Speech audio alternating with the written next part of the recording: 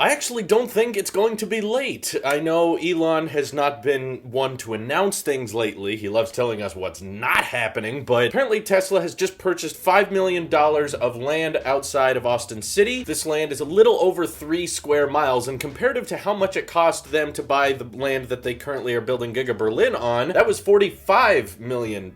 So if you didn't think Texas was a good place to build the Cybertruck, they're already coming in very, very cheap comparative to other factories. And I know a lot of us think the pandemic is delaying things and Tesla can't reach their goals or whatnot, but I actually still think there's a good chance of them being on time, especially if we're now reading about today Tesla purchasing this land, saying that they want to use this to build a factory that could eventually employ 4,000 to 5,000 people, as it's going to be a 4 to 5 million square foot factory when it's done. And there's actual documentation to showcase that this transaction has taken place, which is awesome to hear. This is not leaks, this is not rumors, this is coming from Texas government officials themselves. And of course, Tesla's timeline with the Cybertruck is to start deliveries by the end of 2021, and there's currently a lot of government approval that has to go into place before they can officially break ground at this factory, but sources familiar with the matter are still thinking that construction of this factory should be starting sometime around Q3 of this year. And if the timeline is somewhat similar to that of Giga Berlin as well as Giga Shanghai, Tesla has proven they are able to build these things very, very fast, especially when they have the government on their side. And in this case, they especially do, because Texas, as well as a ton of other central US states, have been begging for Tesla to come to them. And obviously, Texas has been the front runner because Elon had tweeted about Giga Texas in the past as well. And he's going to be spending a lot of time there as it is at Boca Chica when he's working at SpaceX. Not to mention a lot of the steel they're using on Starship construction could be also used to develop the Cybertruck. So having those supply chains near each other just makes a whole lot of sense. Also, the corporate tax rate in Texas is way, way, way lower than it is in California. So this could eventually become the Tesla headquarters in the future once the facility is up and running and functional. But Electric has had some sources in the past familiar with the matter suggesting that they want to also be doing Model Y general assembly at this factory pretty soon. You know, with an aggressive timeline, they wanted to do that by the end of this year. I don't know how possible that's going to be given they're just now buying the land. So are they even going to be able to have a facility up and running for general assembly, which does mean that a lot of the parts for the Model Y would still be built at Nevada or Fremont, and they would be shipping those over to the factory. So it's not exactly the same thing as what they're planning for Giga Shanghai, where that phase 2 is going to be completely handling Model Y production, and that seems to be going very well on schedule. But if you have some doubts about the construction of this factory, I remind you that the Cybertruck was specifically built to be cheaper. The reason it looks the way it does and the reason it has this stainless steel exoskeleton is because Tesla had gone through production hell with the Model 3, and now they're mass producing the Model Y, and they now realize what parts of that assembly process are taking up the most time, what takes up the most space, what takes the most money, what requires the most manual labor. And I feel like they designed this truck in mind, as Sandy Munro has talked a lot about with his videos on the Cybertruck, that this thing should be a piece of cake to assemble, which in my opinion, that means requiring a much smaller factory than all of their other locations. You don't have to worry about a paint shop, you don't have to worry about a stamping press, which my personal prediction means that they should be able to have an operational Cybertruck factory much quicker than that of Giga Shanghai or Giga Berlin, which have to have these advanced paint shops, have to have a stamping press, have to incorporate a lot more stages in production for things like the Model 3 and the Model Y, because they're much more complicated to assemble than something as low polygon and as simple as the Cybertruck. And of course, government support is everything, and it appears that Tesla could be getting a $68 million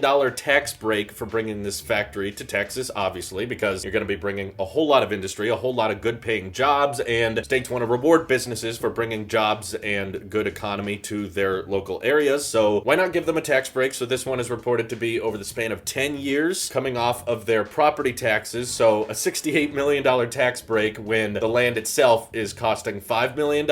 I mean, do the math yourself. This is chump change for Tesla. They obviously have an insane amount of demand for this vehicle. In case you didn't know, technically speaking, factoring in all reservations of previous electric vehicles, the Cybertruck is the most heavily demanded EV of all time. There's never been an electric vehicle that got this much attention, this much demand, and that's factoring in how much attention and demand the initial Model 3 got back when Tesla unveiled that. I know it might be a little bit distorted because the Model 3 reservation cost about $1,000, but because Tesla is so much more well-known now and there's so many people with their eyes on them because we got so many Model 3 owners out there now, the Cybertruck unveil was like Model 3 unveil squared. You know, you got a ton of people putting down deposits. Yes, they're only $100 $1,000 and they are refundable. But even factoring in vehicles that cost nothing to reserve, there has never been another electric one that got as much attention and as much Google searches or as memed as the Cybertruck did. So Tesla knows they're basically sitting on a gold mine. So I know a lot of you are likely thinking, well, the Tesla Semi was delayed and the Roadster was delayed, so why should this be any different? My reminder is that the Model Y came out close to 9 months ahead of schedule, and that's because they knew there was a huge market for this thing. And when Tesla knows that they've got a big pool of potential revenue there, they are willing to accelerate timelines and they are willing to get the ball rolling much, much faster than something that is going to bottleneck them heavily, like the Tesla Semi, which, by the way, entering volume production now, so they may be late, but they are working on it. And because the Cybertruck has unparalleled demand compared to things like the Roadster, which I feel like is almost done more for marketing purposes than it is actual sales, and the Tesla Semi, which is going to be a very, very low volume vehicle. In fact, out of all Tesla vehicles in the past, the Semi will probably be produced the least. But as Elon has talked about on earnings reports, the Cybertruck they have way too much demand for, and they're not going to be able to keep up with the current demand for years to come. So there's a good chance that people who reserve the Cybertruck today will have a very, very hard time getting one in 2022. But as we saw with the Model Y, the order in which you reserve a vehicle seems to have very little impact on when you get it, because it seems to vary more on location. So if you're in a place where not that many other people reserved a Tesla, you're more likely to get one than in a place where everyone's reserving one. So when you order the Cybertruck doesn't really matter as much as where you are and where you're accepting delivery, but seeing this massive land transaction take place basically confirms that Austin is going to be the next location. So Giga Texas is essentially for sure happening now. The only thing we're waiting on, of course, is the official confirmation from Elon Musk saying, yes, it's officially happening. But at the time of recording this, he hasn't tweeted that yet. Maybe they're saving it for the annual shareholders event or the next earnings report or Battery Investor Day. Who knows why they don't want to talk about it now, but the truth is in the paperwork. Texas makes this stuff public knowledge, and we all knew this was going to happen anyway. So it's not a huge surprise, but now that the application from Tesla themselves is saying Tesla plans to develop and design a high-tech electric vehicle manufacturing plant in Travis County, I think that's as close as confirmation as we're going to get. So I say there's still a decent chance of the Cybertruck being delivered on time by the end of next year, and who knows, if things move very, very quickly, could even come out ahead of schedule. We'll see. Let me know what you guys think about this timeline. Do you think Tesla's going to reach it? Do you think it's going to be postponed? Feel free to hit me up over on Twitter, join my Discord. We can chat more about it there. Thank you all for watching. Hope you have an excellent rest of your day. Take care.